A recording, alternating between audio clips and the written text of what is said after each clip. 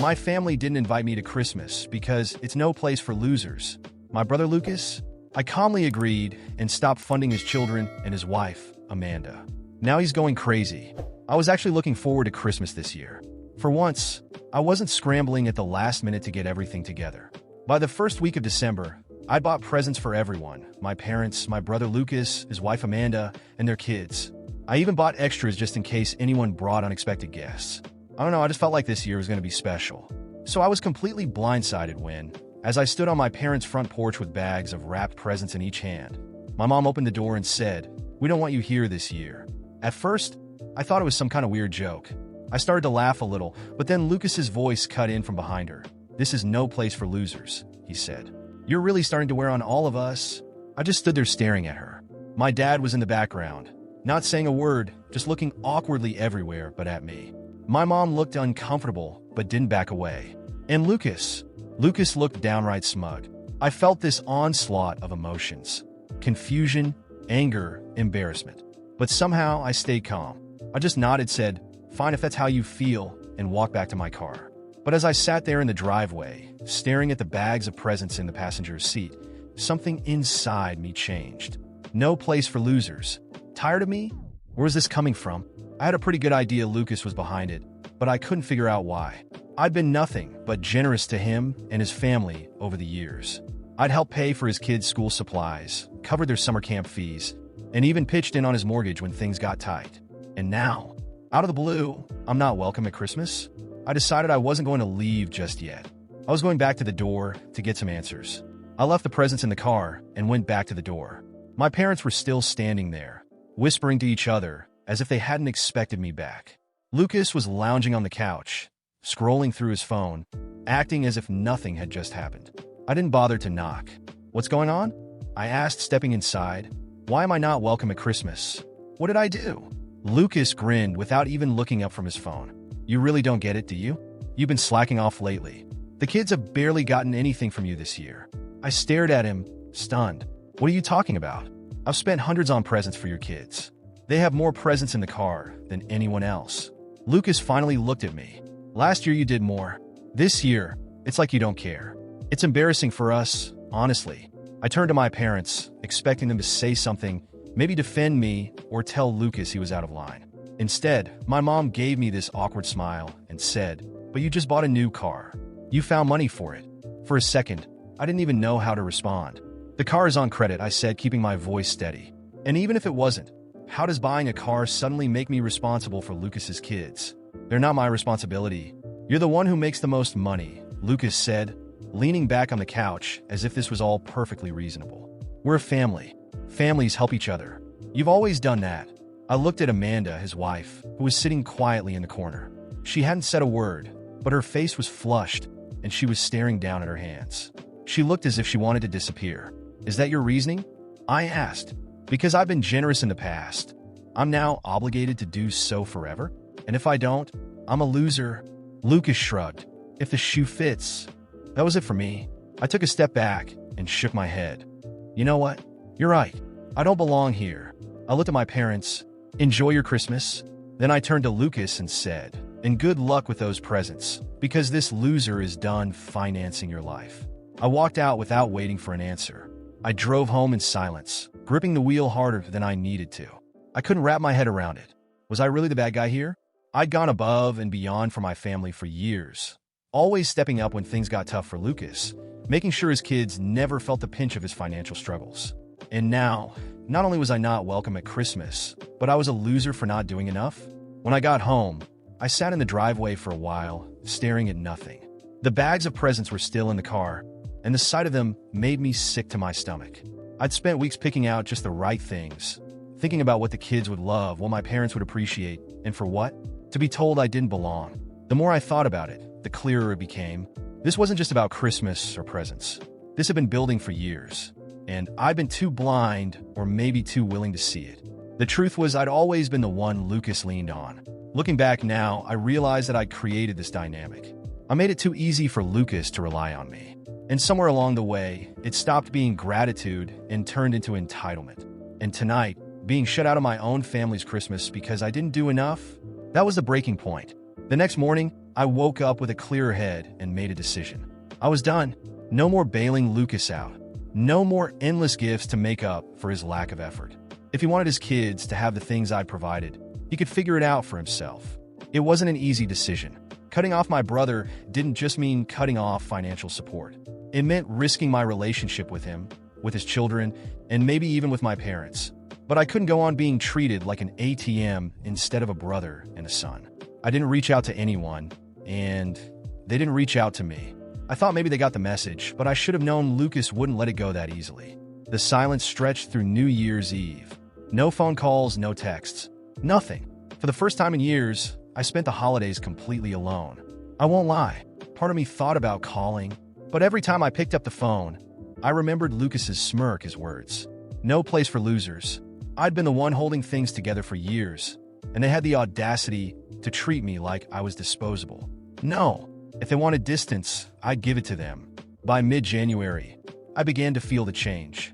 Amanda had always been quiet, the kind of person who avoided conflict. But one night, I got a text from her out of the blue. It was short and to the point. I just wanted to say I'm sorry. I don't agree with what happened.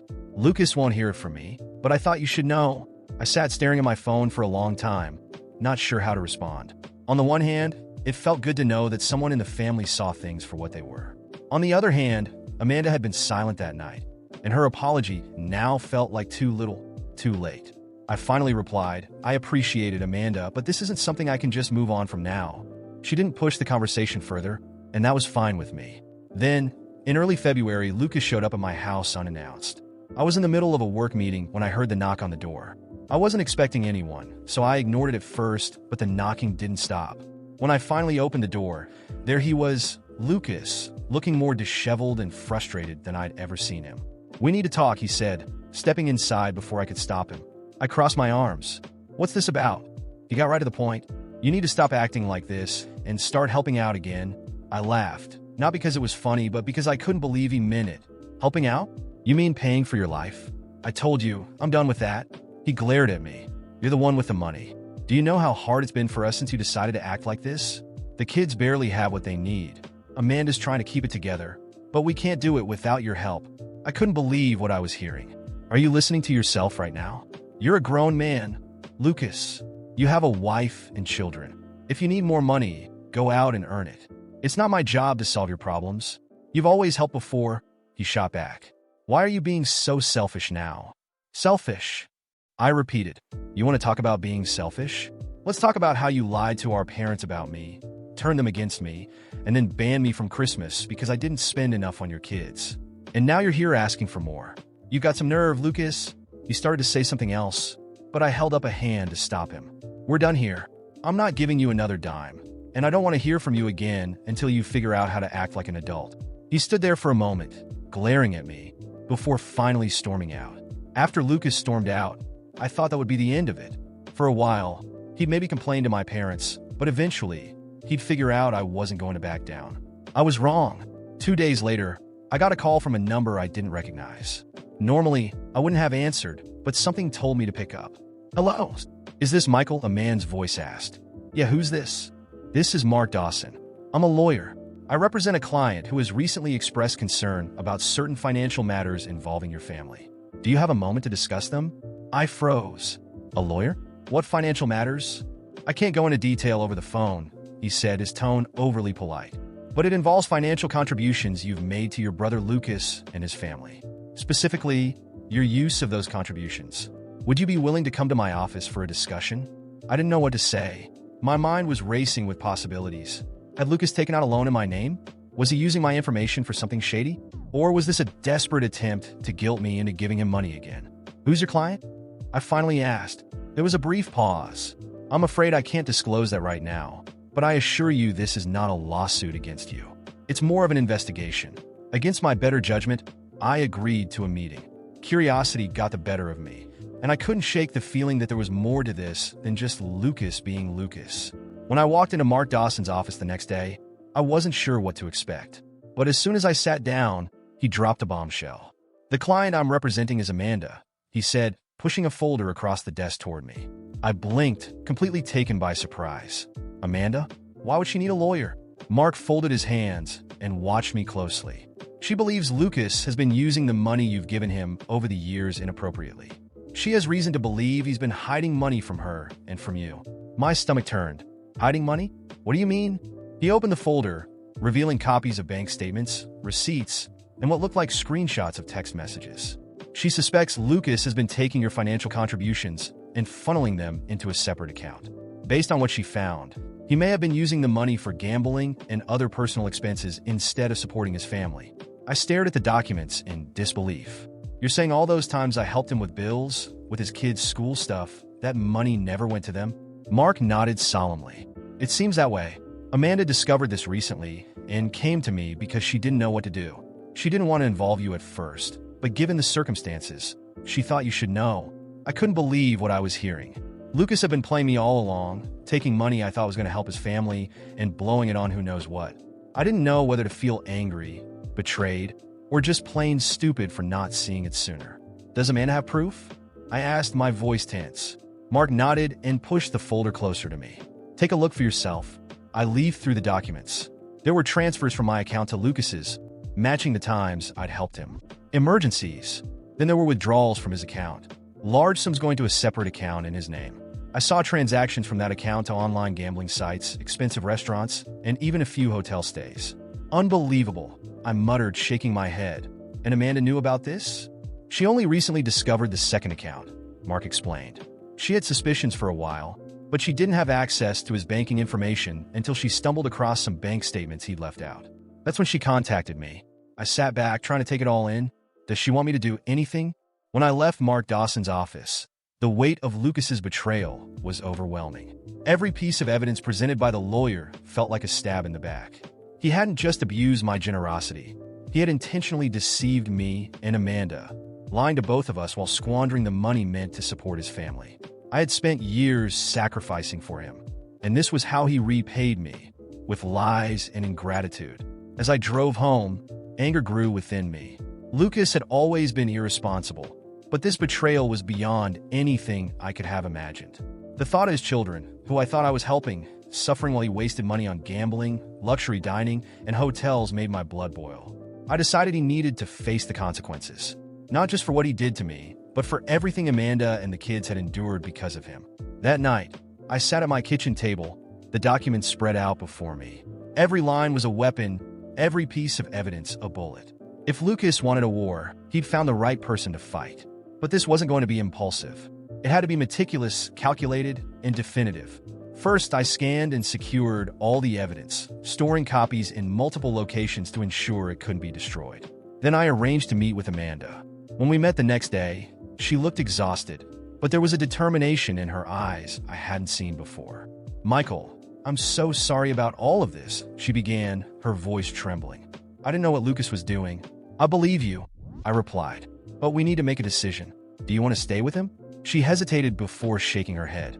I can't. He's destroyed the trust we had. There's no going back. That's all I needed to know, I said. Now let's make sure he faces the consequences and understands what he's done. I spent the following weeks meticulously planning every step.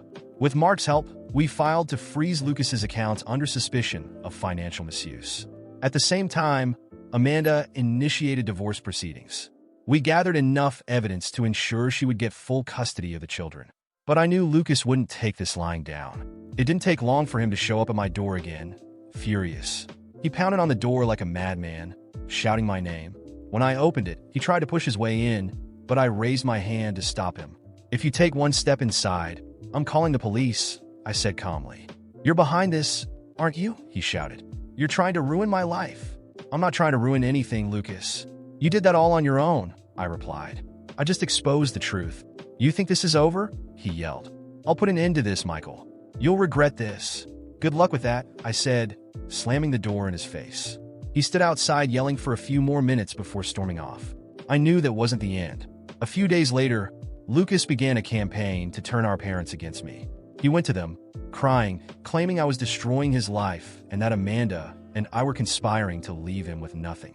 My mother, always inclined to believe Lucas's stories, called me, demanding an explanation.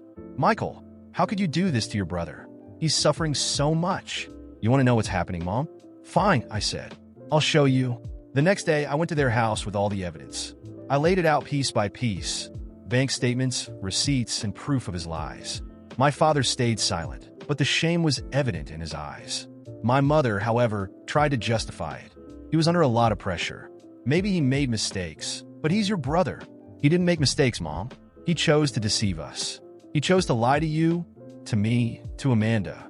He chose to gamble away the money meant for his family. And now, he needs to face the consequences. The conversation ended with them visibly shaken. But for the first time, they didn't try to defend Lucas. Meanwhile, Amanda was gaining strength. With Lucas's accounts frozen and the evidence stacked against him, she secured full custody of the kids and control of their home. Lucas, on the other hand, was crumbling. The debts he had hidden began to surface, and creditors were unwilling to wait. He lost access to his accounts, and his reputation was in shambles. But it still wasn't enough. I needed Lucas to fully understand what it meant to manipulate and betray someone who had only ever tried to help him. So, I exposed his actions to our close friends and relatives, not out of petty revenge, but to ensure the truth was known. Lucas tried to confront me in public, but this time, I was ready. "You have the nerve to face me after everything you've done?" I asked. "After stealing from your own family, lying to all of us? What did you think would happen, Lucas? That I'd keep funding your lies?" He had no response. The people around us began to see him for who he truly was, and the network of support he had relied on for years began to crumble. Amanda, on the other hand, was rebuilding her life. She secured a stable job, enrolled her kids in a good school, and finally found peace. As for me, I learned to protect my generosity. Never again would I allow anyone to take advantage of my kindness. Lucas was left alone to face the consequences of his choices. He tried to rebuild, but with mounting debts and a ruined reputation, he became isolated, with no one to turn to. And while I finally found freedom and peace, Lucas learned, the hard way, that some betrayals come with a heavy price.